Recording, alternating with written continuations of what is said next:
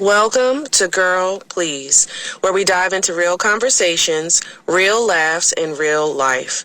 Just a quick note, the views and opinions expressed on this show are our own and don't represent anyone else's. We keep it fun, open, and honest, so let's get into it. This is Girl Please.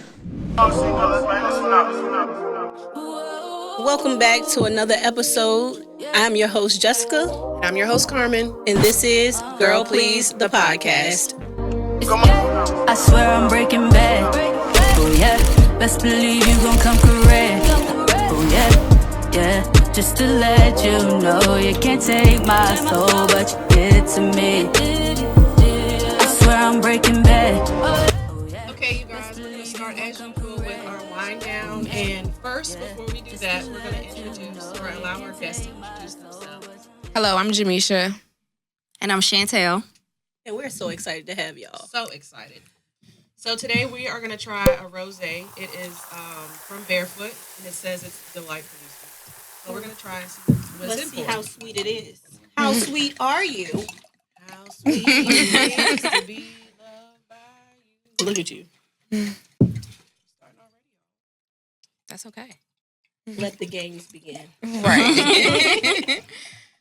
All right, ladies, let us know what you think. To the rim, baby. All right. To the rim, baby. Are we toasting? Right, Or are we yes, just we're cheersing? gonna toast. Okay. Toast. Let's do that. I'm All here for a right. good cheers. All right, ladies. Cheers to being transparent, Yes. good energy, sharing information with our people. Anything else? And success. Success. Yeah. Let's Yes. love it. Let's do it, baby. Good. Okay. That is good. I do like it. I like it a lot. I like it. I like like it it. a lot. Okay. So, have you all tried this wine before? I haven't. I haven't tried that brand, Okay. but it tastes good. Okay. Well, let's get into it.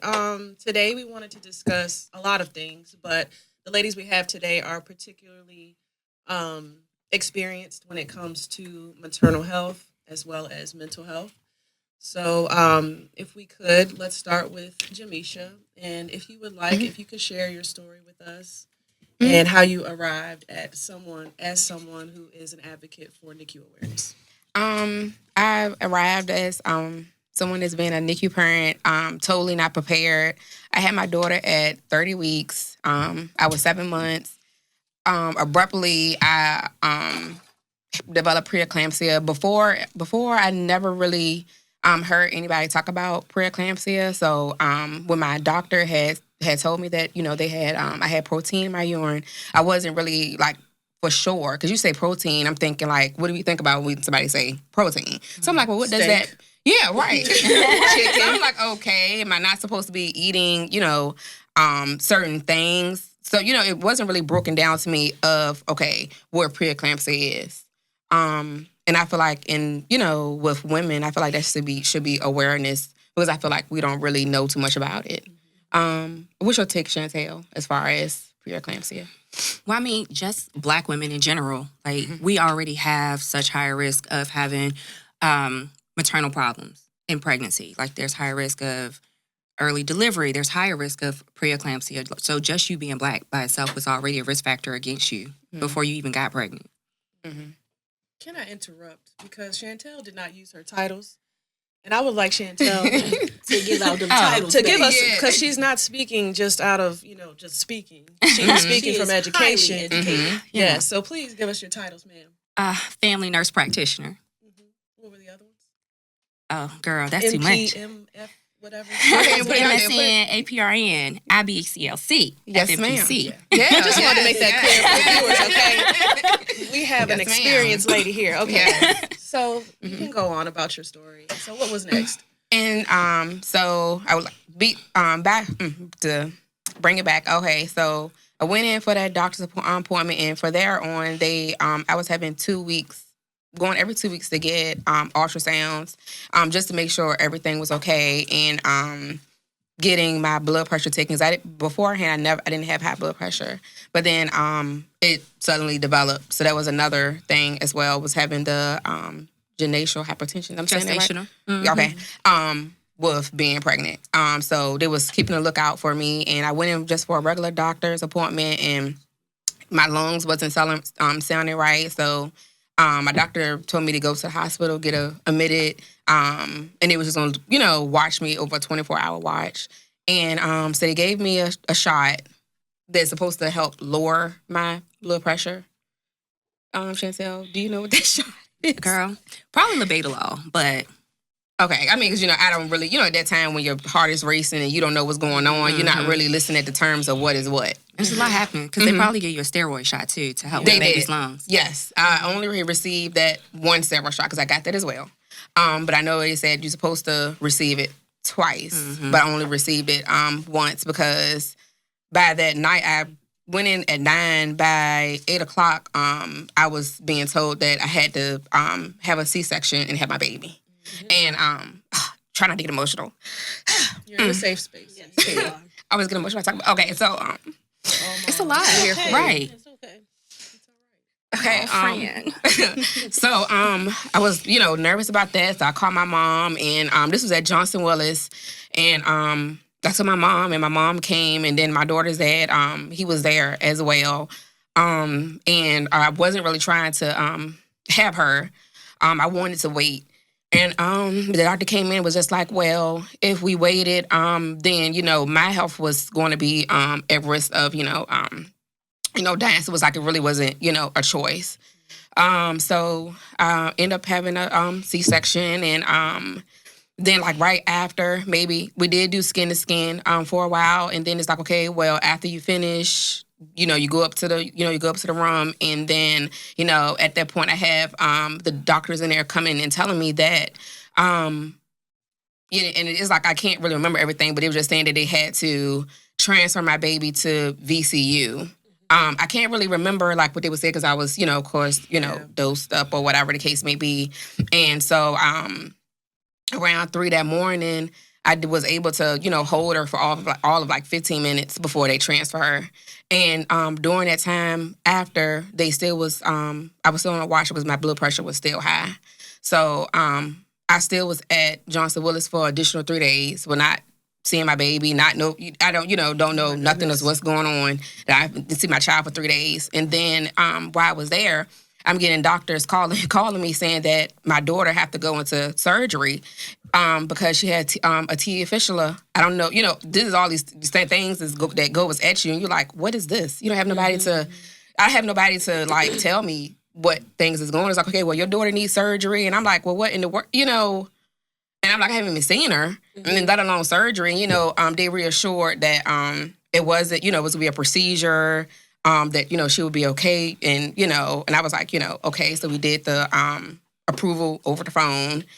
And by that 4th day when I went, unbeknownst, I didn't know nothing about NICU. I don't have any family members or any friends who had any premature babies. So I didn't know anything about that atmosphere. Mm-hmm. So when I had went, to see my daughter in the incubator and not, being able to touch her or hold her and, to see all these things hooked up to her, it was just like, it was very, very, very traumatizing. And then to figure out what TA fistula was is, for those, it's like when her esophagus, because it's 3 types. So type C was her esophagus and her stomach.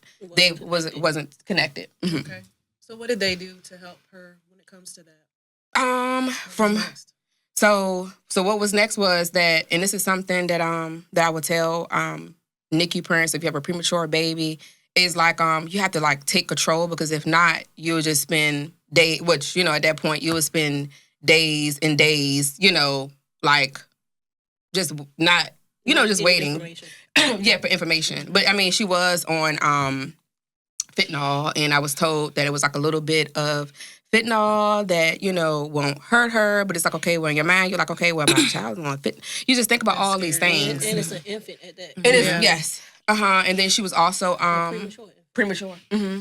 Mm-hmm. And then she was also incubated as well, which was another piece to it with the incubator.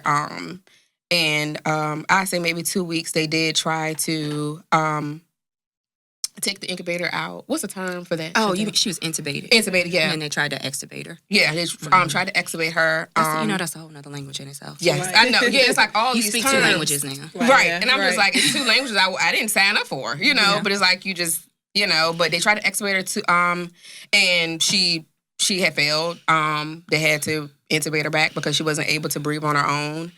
And then from that point on, we were still riding the coast of like what's going on. But she was also with the intubator. She's on CPAP, and they basically see where she's at. And Chantel, if you can follow up as far as when a baby is intubated and the numbers and all those things that you. So that's a whole world in itself.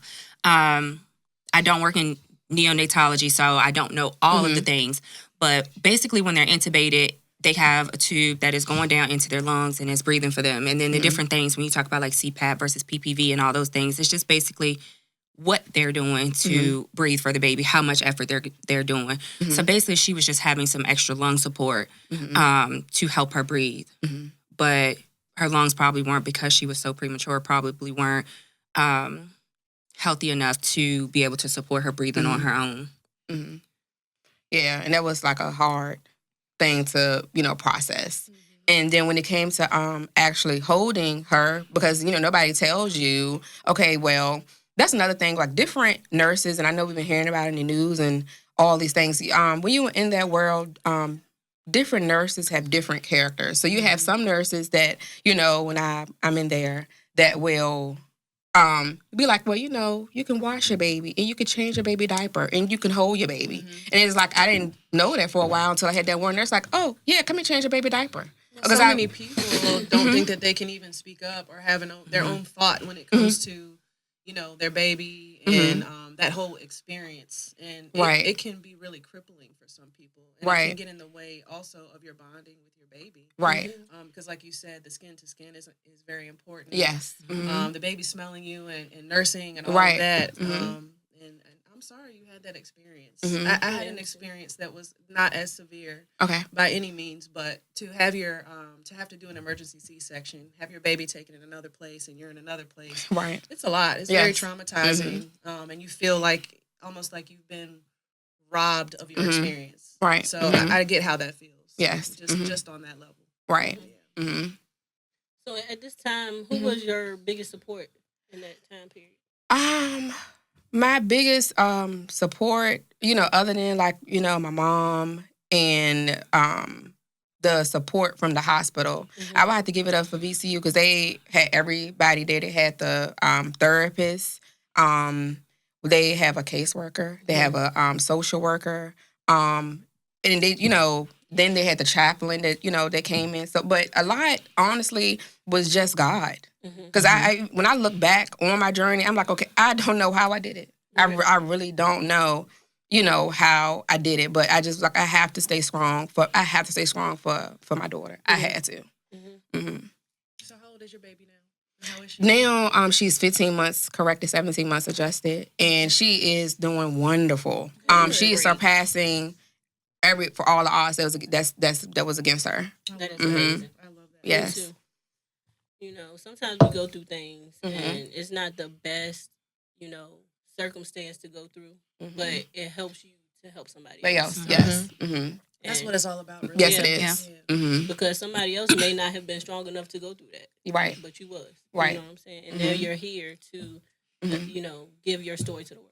Right. So, Because like I said, a lot of people just don't realize they can advocate for themselves and their kids. Yes. It's like the moment a doctor speaks, you think that that's exactly what What you're you're supposed to do. You have no other option. There's no other, person you can talk to. And there's actually a lot of options for most things. It is. Yeah. And there's some things you can refuse as well. But I don't want to get too far into that. Yes. Slap my hand. Girl, no, I'm all about people advocating for themselves and asking questions. But it's also like with you talking about your experiences from the provider side, it's not always that we want to separate you from your baby. Right. Sometimes it's like, what It's do we have to do? necessary. Because in a perfect world, nobody would deliver you at 30 weeks. We don't want that. In a perfect world, we want you to have that skin to skin with your baby. But when it comes to, we got to get this done, that happens. And I think sometimes there's a disconnect in that part afterwards because you're still in the moment. You're going through it. You're feeling all the things. But we're like, okay, this is what needs to be done.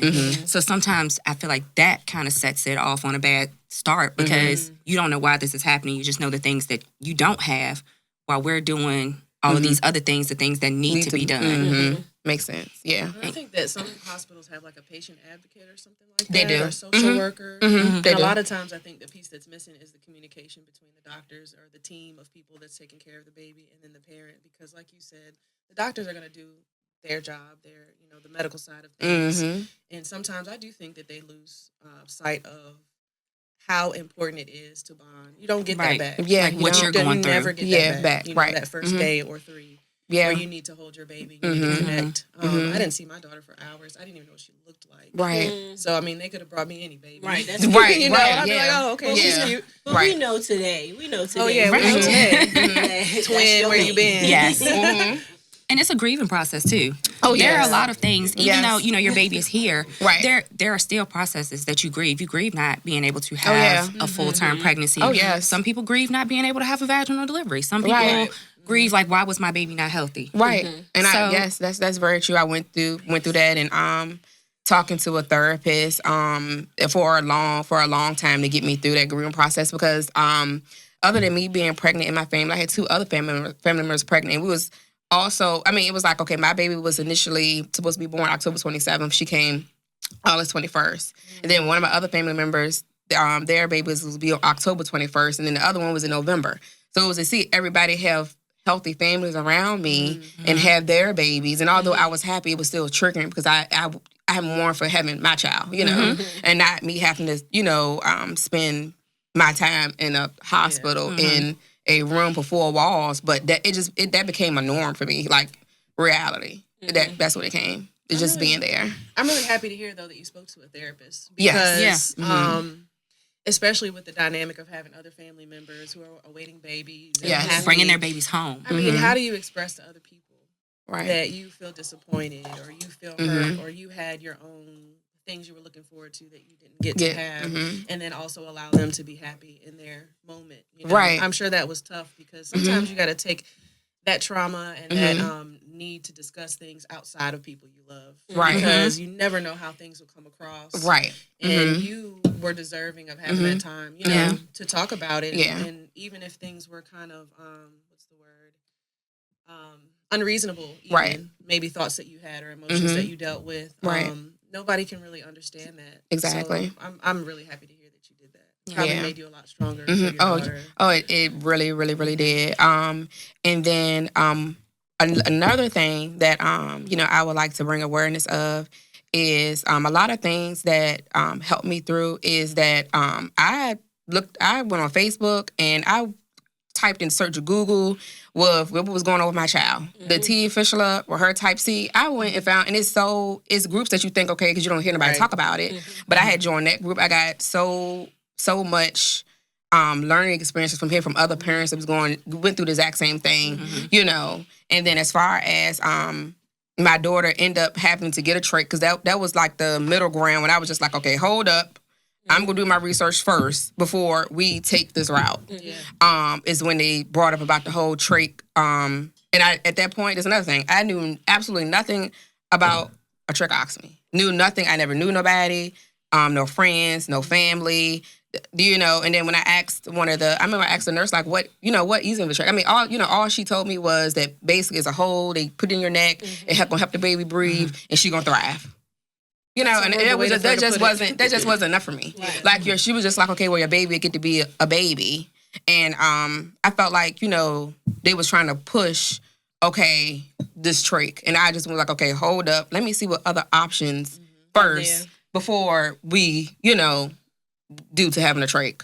So did she end up getting the trach though? She ended up getting the trach, but she ended up getting the trach at Boston because I did my own due diligence and found doctors at Boston Children's Hospital that that knew about the type, because with the having a T fistula repair, it kind of interferes with the whole breathing thing. Yeah. It was an airway team, and I did my due diligence. I set everything in motion, and we went flying to Boston Children's Hospital. Okay. I'm gonna tell you, Boston has some of the best medical anywhere. Right. Yeah. Yeah, so we went there, and unbeknownst, she did get a trichopexy done. Have you heard about that surgery? She did get a trichopexy done, which I had brought that out to the team when we did a care meeting. That's another thing I would like to tell parents is when you have somebody telling you this and telling you that, just call for a care meeting, and that's why you can have everybody there, and y'all can all talk about all of the things. Yes, your team, and y'all could just come up with a plan. That's what I wish I would have known early on.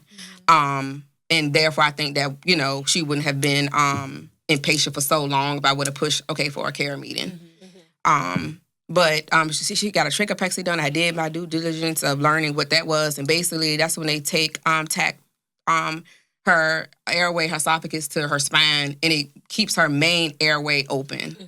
And it helps for everything because when you have that floppy airway, secretions get stuck and you're more, you're prone to get sick and get pneumonia and all of those things as well. So, when I had people, be like, okay, well, she still ended up with the trach.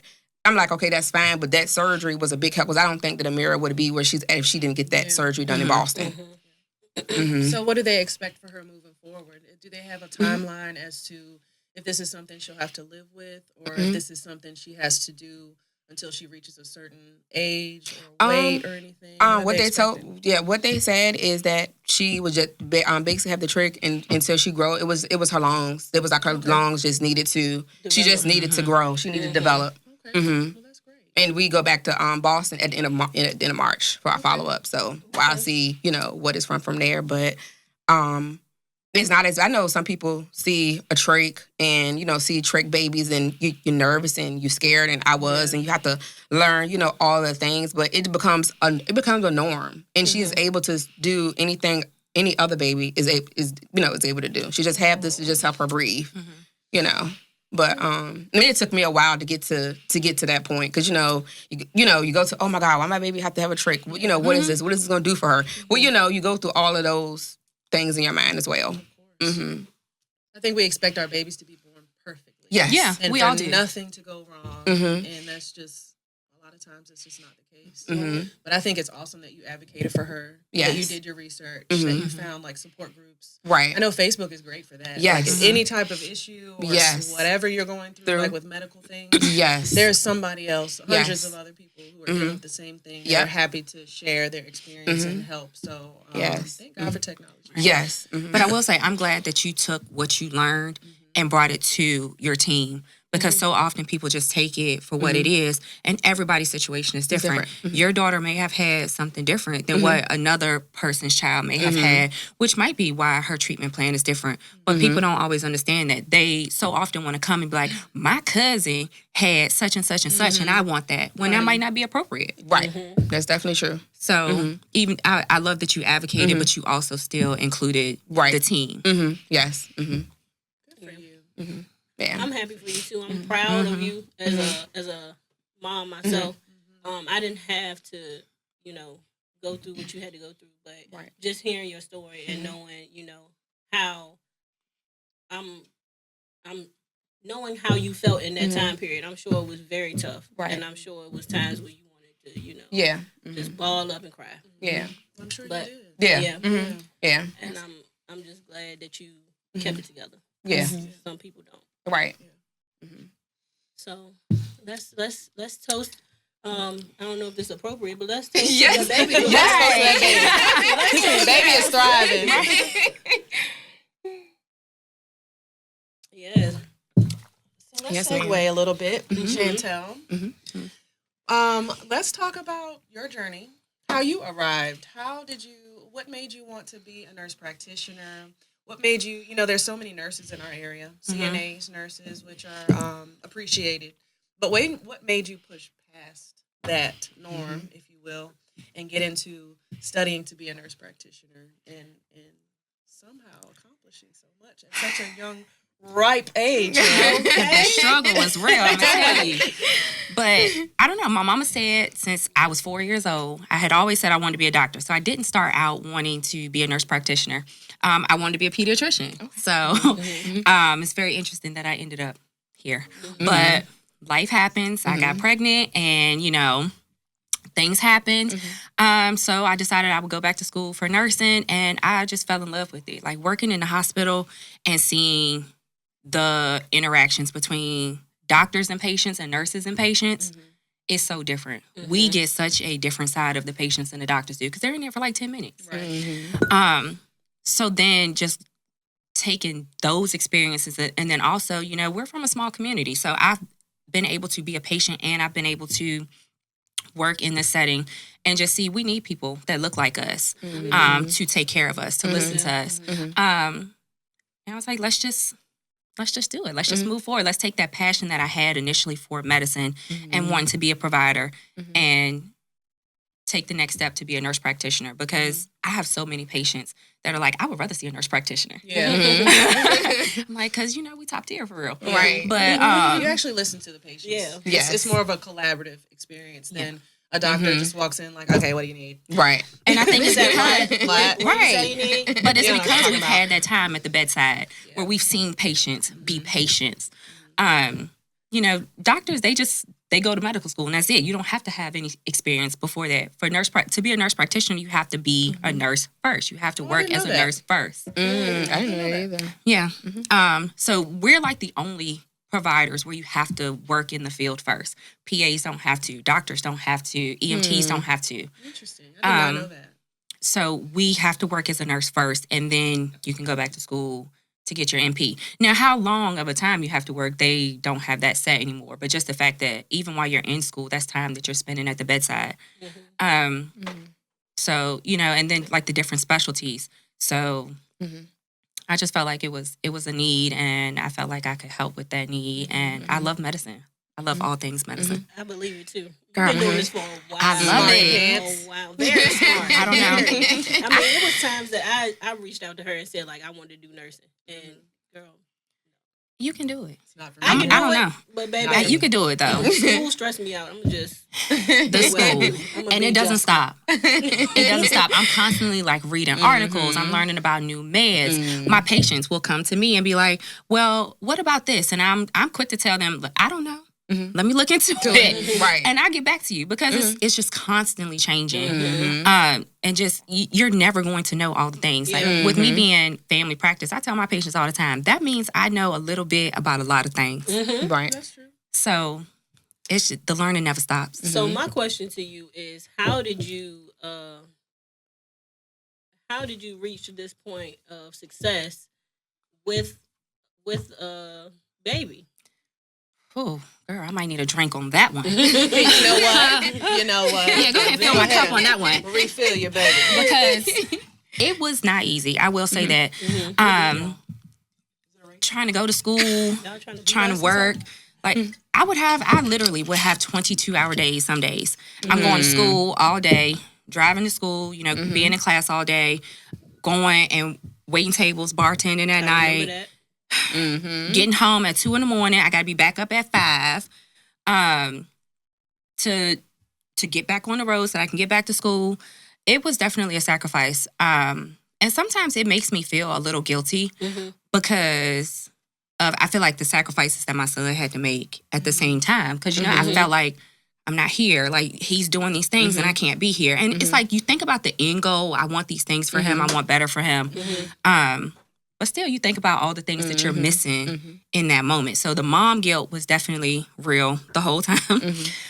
So finishing nursing school was such a relief just to know that I did it.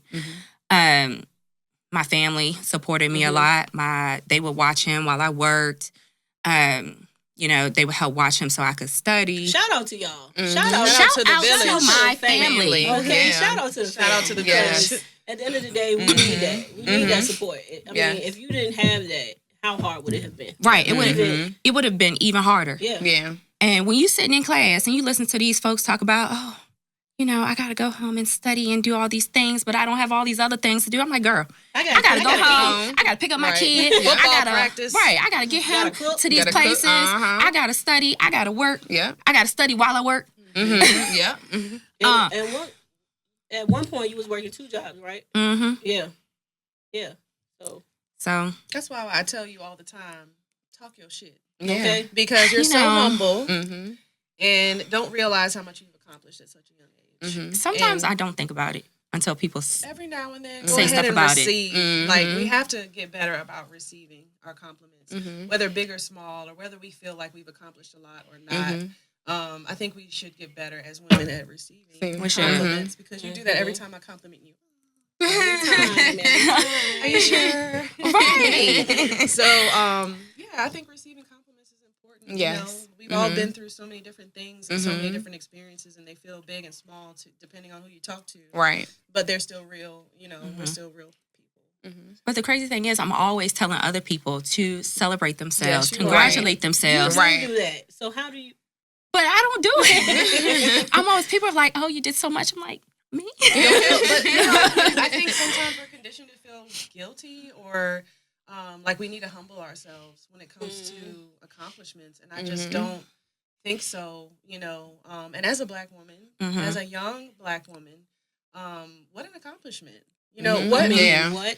It's amazing. That's a top tier accomplishment. I think we should celebrate that too. Yes. Because Jessica's babysitting. You know what?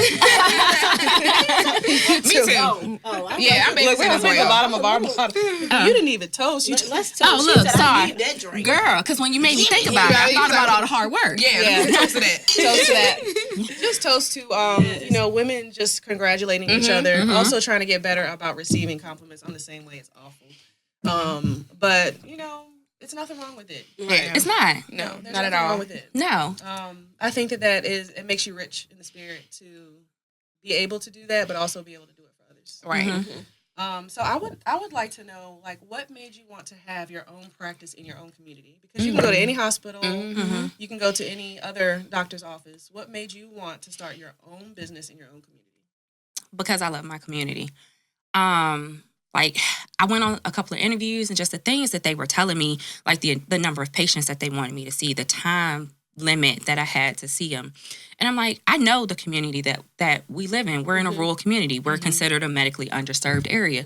A lot of our patients, not so much now, but they're not always the most well-educated. And in this community, it's a lot of ethnicities, and we tend to have more health problems, just because of our background and things like that. So, right. So just to have somebody that would listen, I wanted to be that person. And I love when my patients come in now and they're like, just thank you for listening to me. It's not always that I have the answer, but sometimes it's just a relief to them that I listened to them and I took the time to try to understand what they had going on. To lead them in the right direction, or even just to tell them, you don't need that medicine. No, you don't need this. You're okay. It's going to pass. So just to give them that reassurance and just to know that they are heard. I love that for you, too, because I feel like you're doing your due diligence to make sure people are staying healthy and doing the right things for themselves. Because sometimes doctors do just give you medicine just to get you out their face. Right. For sure. But to wrap it up on that segment, Boo, I just want to know, where can we find this practice? Okay, so the name of my practice is County Med. The address is 103 East Broad Street in Blackstone.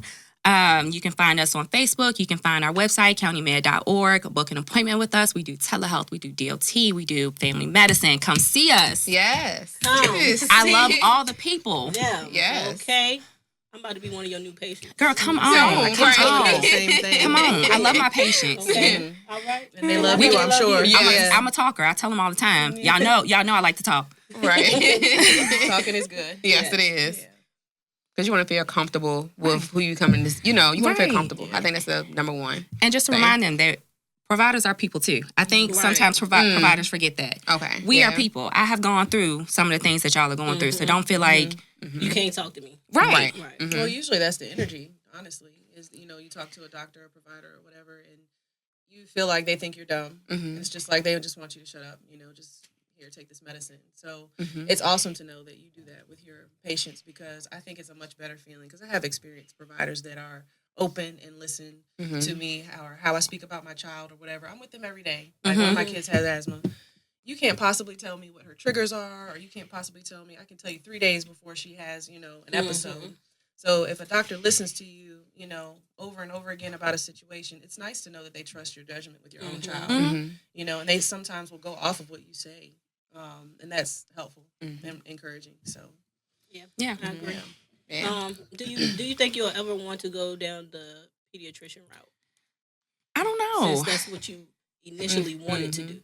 I do love family medicine. I've come to love it from birth to death. Okay. I don't know. A lot of people ask me if I would want to go to med school, and I truly don't know. I love the care that I give to my patients right now. Okay. I think you're in a good space. Yeah. So right now, y'all, we're going to take a little break and check out our sponsors. If it's not in depth, you're just scratching the surface.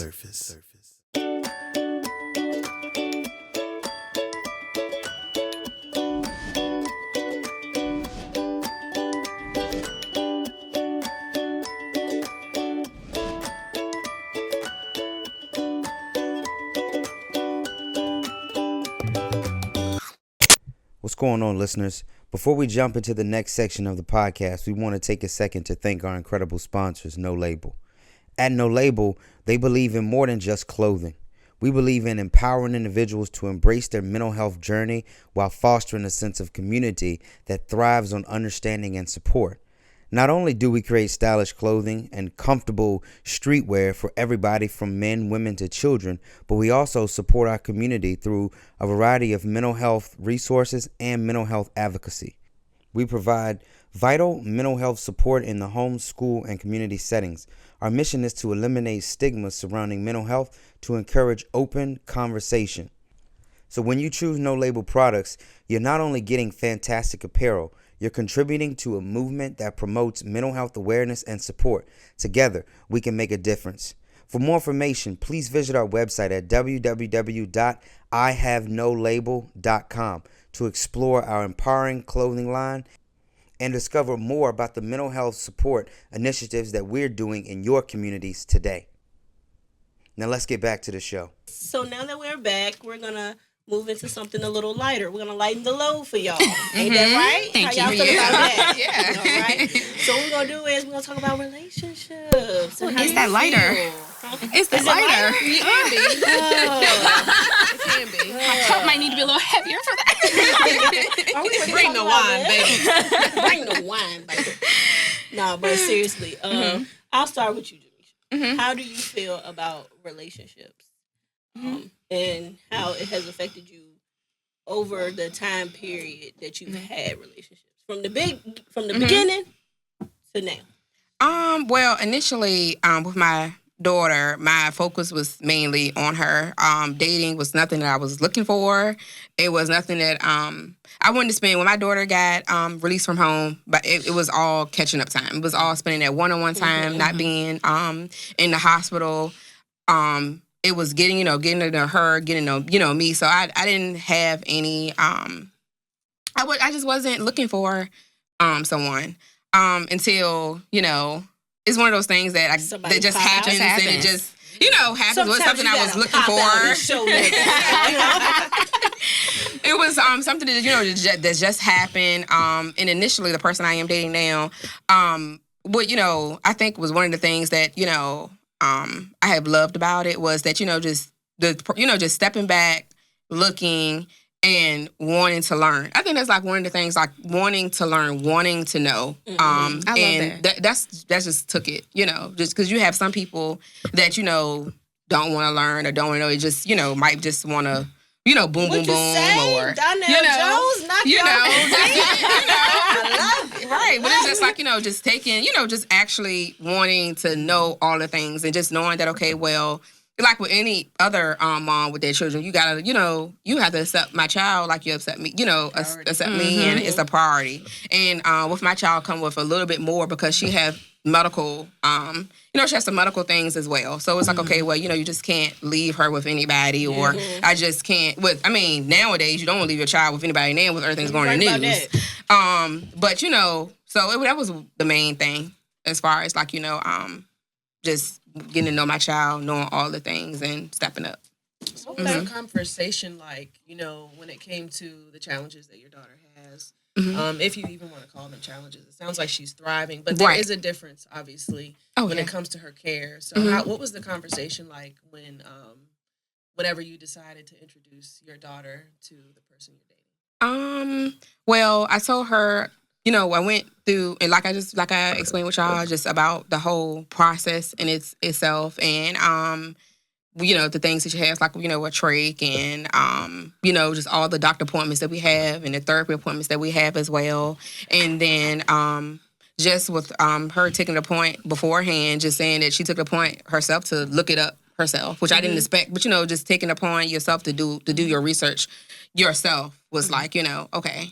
So she was really invested. Yeah, I love that. I love that too. Yeah, because a lot of people don't do that. Right. And you could tell who really just want to, be in your space to get whatever they want. Right. Versus, not the package. Versus, right. You know what I'm saying? Yeah. Yes, definitely. So, I'm glad you used your discernment on that. Yes. Right. Mm-hmm. Yes. Definitely. And I know who her is. Right. We know who her is. We know who her is. Good people. She is her. She is. Chantel, I would like to ask you the same question as far as from the beginning to the end. How did you feel when you were younger dating to how you are now? I feel like I'm in such a different space now. I'm in my grown woman energy right now. Period. So, me and my ex were together for many, many years. So now switching into being a single mom, and trying to date and be a businesswoman and all these things. I don't know. It's weird. I don't know. So if anybody have any tips, please give them to me. Get them all. And that is one thing that I'm learning is to really like, dating doesn't have to be, I feel like when we say dating, people want to associate it with just one person. Yeah, right. But really just we like, talked about that. just really like just going out and meeting people, getting to know them. Because I feel like we will attach ourselves to one person. Right. For no reason, off the rip. Right. Right. Don't even deserve it. Right. Leave me the fuck alone. Right. No. Right. Why are you here? Right. Be like, but now I'm at a point where I'm like, Tuesday, please sit down. Right. Like, right. Yeah, Wednesday, Tuesday. Thursday, Friday. I'm trying to tell you. Like, right. I was. This is Saturday. Let me be mindful of my words. No, not really.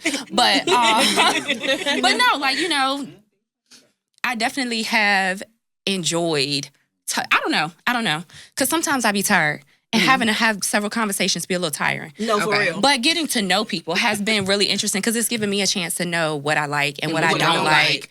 Because, girl, the cutoff game is strong. Serious. Gotta be as strong. hell. You better get strong. What they say? What Boosie do? Get back. How you kick him?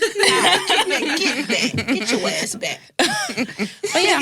No, It takes a lot out of you, though. Right. It does. And let's be clear, dating does not mean fucking. Right. Okay. Like Yeah. a lot of people. Wait. Yes, you can Yes, say you that. can. Okay. You're good. Because I was about to be like, You said Lord, grown I'm about to get y'all cut off already. I would have been got us cut off. Okay, yeah. Dating does not mean fucking. Like, just because I'm going out with you, Right. that doesn't mean anything. When I Right. say I'm dating and talking to people, does not mean I'm fucking everybody I'm talking to. And that's okay. Like, Yeah. let's make that distinction. Right. Right. We talked about that in another episode, didn't we? I believe. Or was it a private conversation that we had? Possibly. I think maybe with the guys, we might have had a conversation about how Oh, yeah. you're not supposed to attach, just like you said, when you make the mistake when it comes to dating of attaching ourselves To one immediately person. to somebody just because you vibe good or he's this or he's that. And, sometimes, like you said, you need to kind of read the room or, feel things out a little Right. bit because somebody may vibe well. He might be a very nice guy. He might have a great job or whatever, but once you've been through relationships, you really learn like what you need for the long term. And Yeah. you can easily put people in a category very soon after you meet them. Yeah, Like, yes, okay, yes. we just gonna go out to eat. Right. Right. Right. And that's Right. all. So I think people make that mistake a lot. We do not date correctly. We don't. We don't. And I'm learning it and trying to navigate. I feel like one of the things I thought about as I switched to being a single mom that is now dating is one, am I gonna be like, are people gonna want me? Like I'm old. I'm divorced. Girl, you ain't old. Let me get a close up here, baby. You're not Are you I mean, I'm old? not old, but then just think about Are these they gonna things. want Don't you? take this But the just wrong think way. about these I got things 4. because I've never had to think about Four of it. them things. I've never had to think about it. I've never had I know, to I date get it. with a kid. Right. So It's hard. this is new to me. Yeah. Don't Right. take this the wrong way, cause Them people don't give a damn. And I'm learning that. They don't give a fuck. They love you. They don't like care. That Yes, they do. The melanin. The melanin. Yes, they do. Okay. But yeah, like, you know, trying to learn how to date, being a mom and balance that between, like, okay, I have priorities. Like, I have my son. I have my business. Like, I have all these things.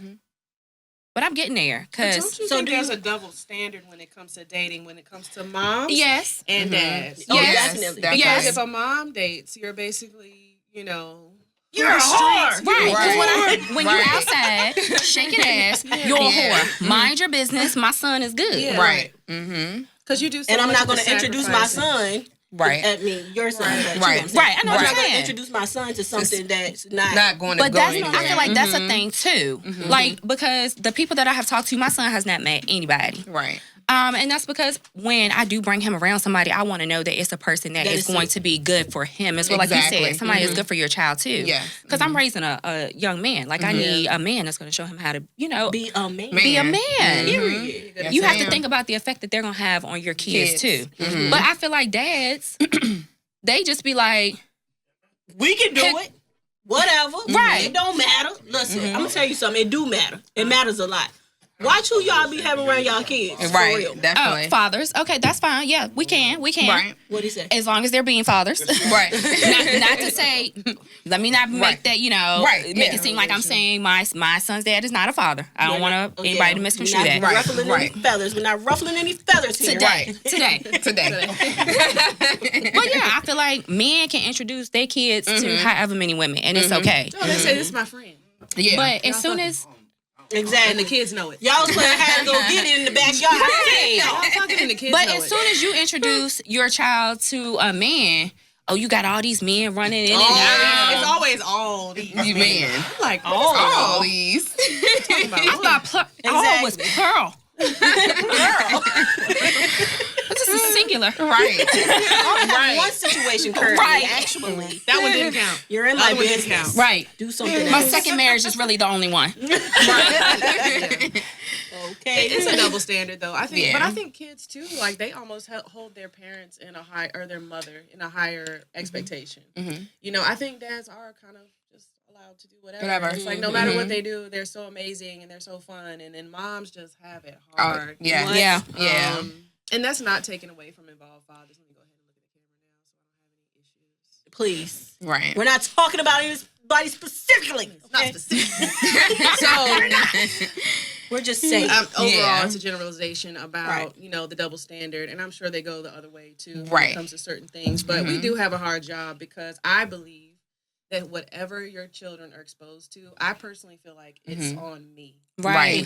The dad can do, dads can do whatever. But when it comes to me, I feel like I'm ultimately responsible for what they're exposed to, and that Yes. goes for fathers as well. Right. We've made these choices Right. when it comes to dating, when it comes to who we've had kids with, whatever. Right. But ultimately, it feels like the mom is like most responsible for their kids' experience. Right. I got a good question that just came to mind, and that is like, how was it to be a wife? We're sitting at a table with two people. Oh, girl, you don't want to ask me that. We do. Go ahead. Yeah, we do. You're our guest. Oh, Lord.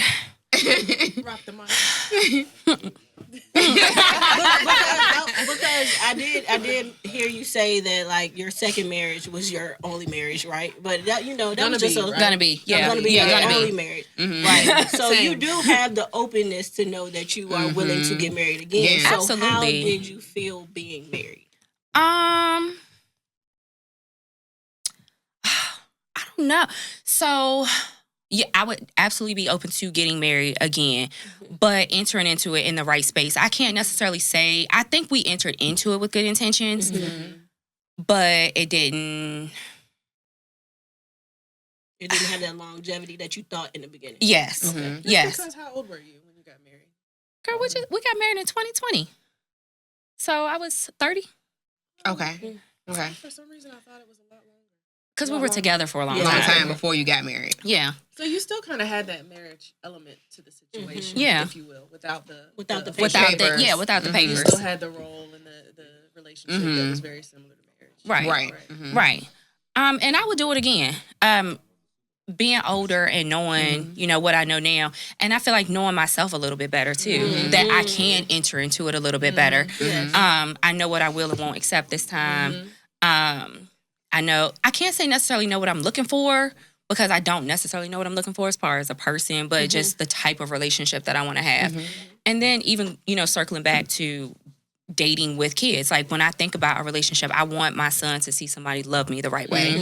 Like I want him to see somebody care for me the way that I would want to see my son care for whoever he's with. Right. And like you said, what they see is it's so important. Yeah, it's important. But it's on you. That's how I feel about it anyway. Just I mean, when you learn the way we learn to speak is by what we hear and by repetition. Right. So our actions are the same way, I feel like. Our kids are going to be a reflection of what they see. Now, I mean, can that vary? Yes. Yeah. But with most of the population that we're talking about, then yes, they learn from what they That's going to be your foundation is what you've seen, what you've been exposed to. Right. And I, you know, I want to be exposed to something good. Right. Yeah. Okay. And I want somebody that's going to help him flourish. Yes. Yeah.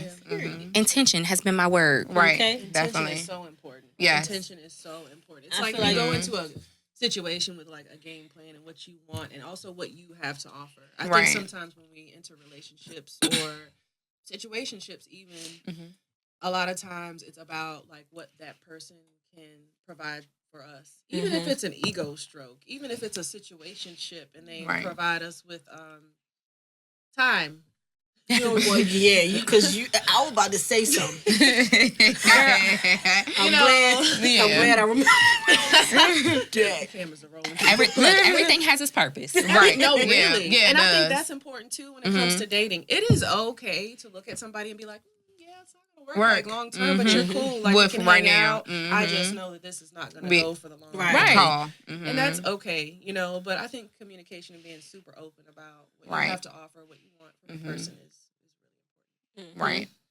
So going on from that, because y'all have different elements of what you have seen in the past, what you're willing to accept, what you're not willing to accept. What is a red flag for you,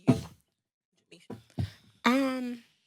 Being that a red flag, I mean, it's different now with a red flag with me not having a child and me having a child. Okay, well, give us both. So give us your younger red flag and then hit us with this.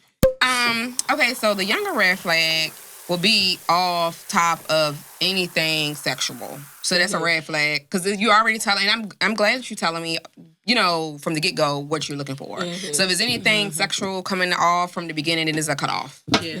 Well, that's what they're going to do. That's just what it is. Need to not say it. But I mean, right. But you know, now I feel like guys have women have made it so easy for guys to be so comfortable with just how it is. I mean, it's just straightforward. I agree that. You know, and I'm like, okay, well, I'm glad that I want somebody to let me know from the beginning that this is what you're looking for, because that's not what I'm looking for, and therefore we can just don't waste each other's cut time. Like I don't want to waste no time. Like, it's probably a fine line though. Like, how do you be upfront and say I'm just looking for A, B, C, or D, and then also have some tact with how you deal with a woman, because a lot of women do not want to hear the truth.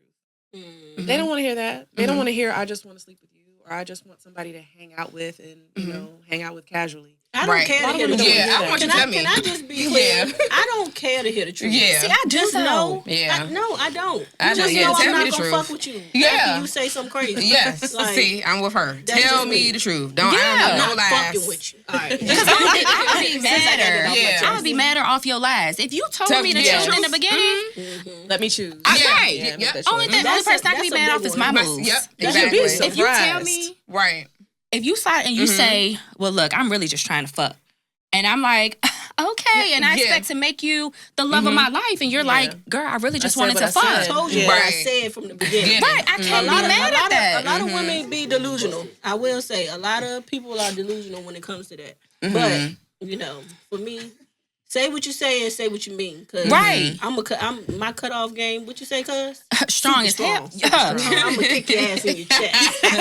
Back. But it's so funny. What's your I love that we Now- switch back to being serious. Right. So now, what is your red flag now when you look at people that you're willing to be with, if that's the case? You know what I'm saying? I know you with somebody now, but He is not single. Okay. period. Okay. A red flag now. I don't. You know, I never really had. I never processed what would be a red flag for me in the dating pool in space because I never. You It was were blessed with green flags. Okay. Yeah, all greens. I haven't had a chance to have a red. It's a green flag, baby. I haven't had a chance to have a red. You ain't got to worry about that. Like a red. Like a red flag. I don't know. I never really. It's never. I know that's right. Thought about it. I love that for you, actually. Right. I love that for you. Yeah, I can say the same. Honestly, I haven't had one red flag yet in my current relationship. Oh, awesome. Did y'all Love say the that. Sierra one. prayer? Did we say the Sierra prayer? Oh, the prayer the Sierra got for Russell Wilson. We never talk about Russell Wilson in that I don't want all situation because the last time, Russell, you need to get up off that woman. She's pregnant every quarter, ain't she? Let the woman heal, baby. Let me heal. I ain't mad at her. Yeah, Right. not either. You know what? Yeah. Because he Yeah, let her baby, be heard. every 9 months I got you. Yeah. No, I'm not doing I'm that. not the one. I'm not doing I'm that. not the one or the two. But I'm just trying to figure out. Because I'm the only single one up here. Not for long. Okay. But Not for long. I'm mad. The world Yeah, has but seen you not now, for baby. long. Look, I ain't Yeah, mad. I ain't mad They have about seen it. you now. So Chantel, what was your red flag in your younger? I didn't have any. That's why I was stupid for a long That's the time. problem, right? Oh. Okay. So now I'm that glad you're you being honest. in the dating world and you have, matured and figured out, for the most part, probably what you want. You have probably been through a few frogs. Girl. Girl. You have been through a... Did they say ribbit? They said ribbit and I missed it. I didn't hear it. Right. So, Yeah. what are the things that make you just say, you know what? No. Just red flags that immediately pop up where you just know damn well you are not going to continue with that person. You're uninterested. Oh, you're a nurse practitioner, so you got money, huh? Yeah. No. But hey, no label. What we doing? We Xing that shit off. Yeah, Right. No. You're off of here. Right. Yeah. You're out of here, Buster. Yeah. Get up out of there. Get them up out of there. Yeah. Right. Oh, can you come pick me up? Oh. No. No. Picking you up is crazy. Right. For what? Right. Say which car? I'm cool with that. Subliminal. Right. I see you right there. You see what As long as which I'm in the car? passenger side. Right. You know, because I'm in my passenger princess. I'm in my Yes. soft girl era. Yes. And don't get out of that either. Don't get out of that. Stay right there where you're soft. And if somebody doesn't fit in that equation, then they gotta go. But I don't know. Like, I feel like too, I have a very dominant personality. But baby, I want somebody that's gonna sit me down. So I need you to be more dominant than me. Say that. I need you to be stronger than me. And I feel like that's a problem too. Like, especially where I am in my life, I feel like that can be kind of intimidating because I know who I am and I know what I want. Well, I shouldn't say know what I want because I don't know what I want. But I know where I'm trying, the direction I'm trying to go. And I feel like that can be kind of intimidating because it's like, okay, I went to school, I did this, like I have a business, I don't need you to take care of me. Right. You are here to be an addition to my life. That's a fine line right there too. Because I the was just need about word. to ask you, like, so with you being a nurse practitioner and you having all of this success, when you date people, are you Xing people off if they are not on your caliber? No. Oh, so are you one of those that says, I'm not going to Cheesecake Factory? No. I'm hungry. Hungry. Feed me. Right. No, like, Hungry. I feel like that is a part of accepting people is meeting them where they are. Right. I don't need somebody that's out here making 6 figures, that's got, 5 cars, that's got 2 houses. Now, mind you, if that's what you have, I'm okay with that. I'm all right with that too, baby. I'm okay with that. Come on, baby. But if that's not what you have, I'm okay with that too. What are you? My thing is, what are you trying to do with yourself? Are you trying to be better? Ambition. Right. Not like status, but more so Right. Right. Like, where's your mentality? And then what are you trying to do with what you have? If I know that somebody is really doing the most of what they have. Okay, if you ain't got but $20, but you're like, look, I'm going to send you this $20 for lunch just because. Or, you know, I want to do this for you just because. Then I'm here for it. Right. Yes. Because it's easy for a man with a lot of money to throw you some money. Right. For one, Right. I think I seen something on Facebook or something. About the $30? Yeah. Somebody was like, oh, he could have kept that shit. First of all, bitch, if you eat more than $30 worth For of lunch? lunch, Right. you big back bitch, stop eating. Stop eating. And that's why I'm in the gym, so I don't be hungry. So you're not being a big back. I'm trying. So my lunch would be less than $30. $30 is crazy, though. What are you You're eating crazy. for lunch? You're Really. feeding A drink. yourself. You're not feeding. They Right. taking home Feeding your money. family. They taking home food to the kids. Right. Yeah. If that's what To you go wanted box. to do, you Right. should have told that man, hey, I got to feed my kids too. But also knowing where I am and what I am not going to sacrifice. There are certain things that I like, and there's a certain type of way that I enjoy living my life. And if those are not the type of things that you want to do, and you're not trying to work towards, and we don't, you know, it's not going to okay. work. Right. It's Yeah, okay. It's okay.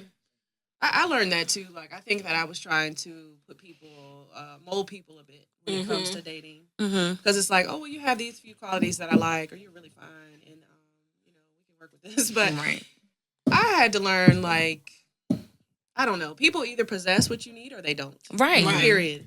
I think I spent a lot of time, like I said, molding someone or even tricking myself into thinking that they fit the bill. Right. And not when it comes to job, not when it comes to looks or anything like that. More so, how do you make me feel? Right. You know, not what you give to me, but how do you make me feel? Am I nervous around you? Do I have to, like, make myself small to make you comfortable?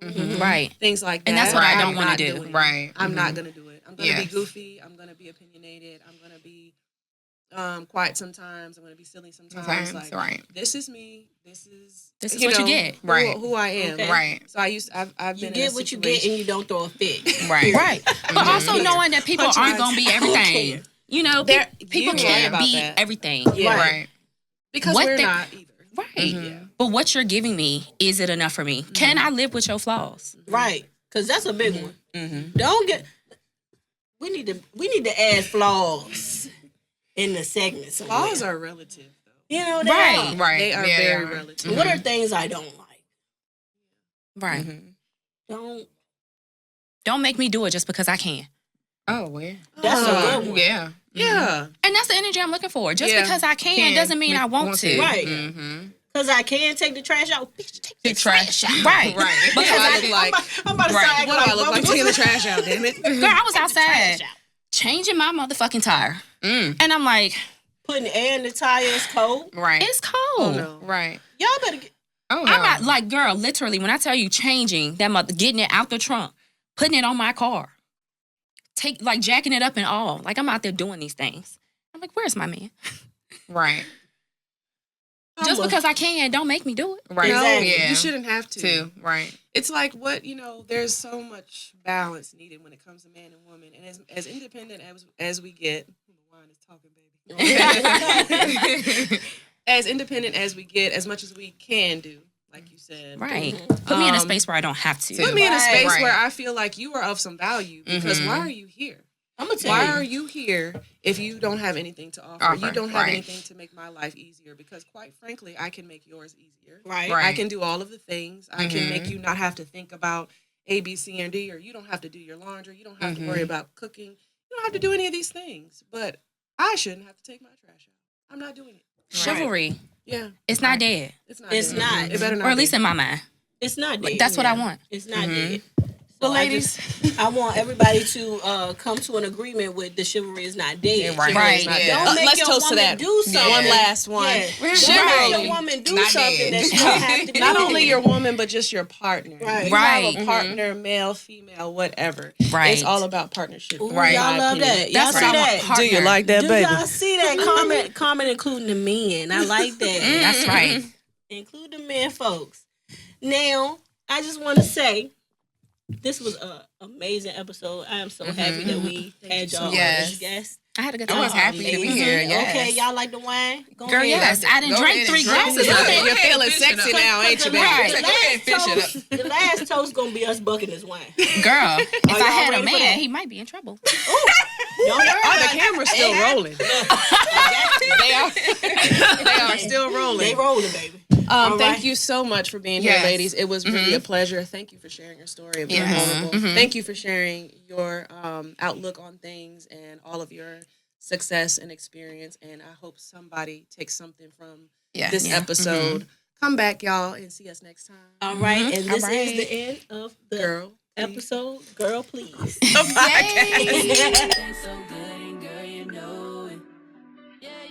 If you so bad and gonna show it.